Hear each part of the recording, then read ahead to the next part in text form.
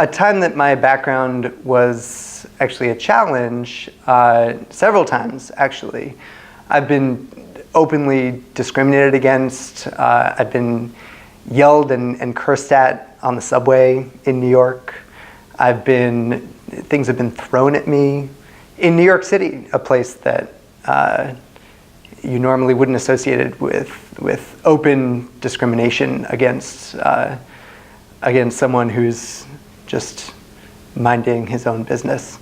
And those moments have been very challenging, just on a personal context. And I feel like I've also experienced that in work. While I was teaching in Houston was pretty friendly toward the LGBT community as well. I was running our school's Gay Straight Alliance, and I was trying to run what could universally be seen as a great thing by most people, a no hate campaign where teachers would put on a little temp tat on their cheeks and take pictures, and it was all students' idea, right? That they were trying to do something visible in our community that would show support in a particularly trying community for LGBT kids. And I sent out an email to the whole staff like, hey, no pressure, but anyone who would like to do this, please email me and we can set you up for a photo shoot. This is all student run. And I get an email from my principal. She says, very terse, please get all emails approved before sending them to the whole staff, period.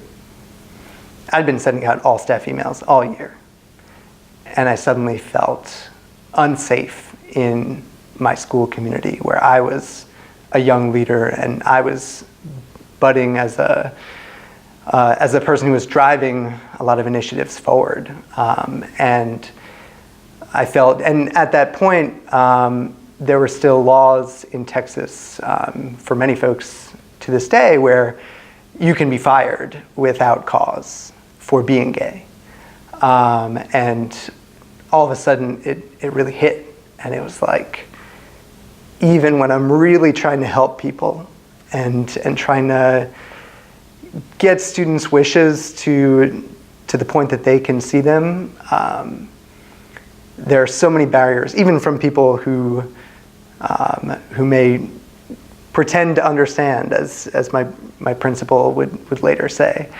There are just so many misunderstandings, and that's why education is just so important, and why I can't, in this day and age, stop talking to people, especially people with divergent views from my own. It is incredibly important to support that dialogue, wherever you are, whatever the issue. Currently it's DACA, it's always about LGBT issues, but being visible and being vocal are two incredibly important facets of my life that I've learned from the adversity that I've been through. What honestly little of it has come about has taught me a lot.